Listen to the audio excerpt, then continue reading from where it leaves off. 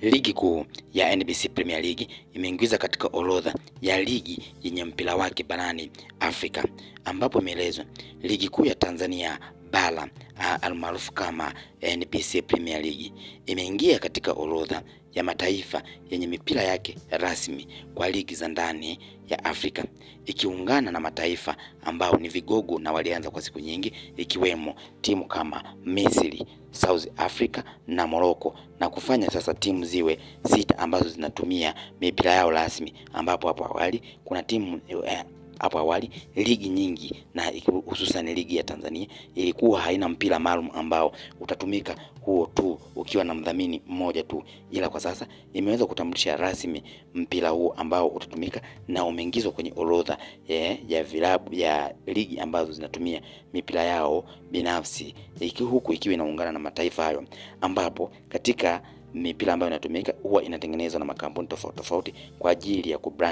brandi zao ambazo wanazitumia, ambapo katika mataifa hayo 6 ambayo yanatumia mipira yao ikiwa pamoja na Tanzania, basi ambayo nayo ni nchi mpya kabisa kwa sasa, huku nyingine zikiwa ni za muda mrefu, basi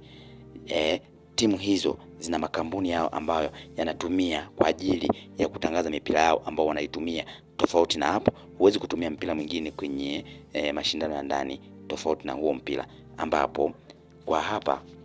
Tanzania napo umeweza kutambulishwa mpira na brandi ya mpira huu ambao unatakiwa kutumika kwenye mechi zote ambazo zitatumika kwenye mzunguko wa NBC Premier League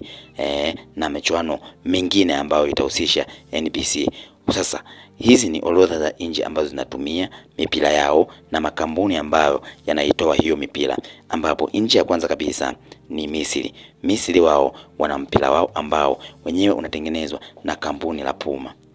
Nchi ya pili ni Nigeria, ambapo Nigeria yenyewe inatumia mpira wao unaitwa Prostar. Huu Prostar ni kampuni ambayo inatengeneza mpira na unatumika kwenye ligi ya Nigeria, huku Afrika Kusini ikishika nafasi ya 3, yenyewe inatumia kampuni nayo la Puma ambao wao wanatengeneza mpira na kutumika kwenye ligi ya South Africa, yani Super Sport Premier League.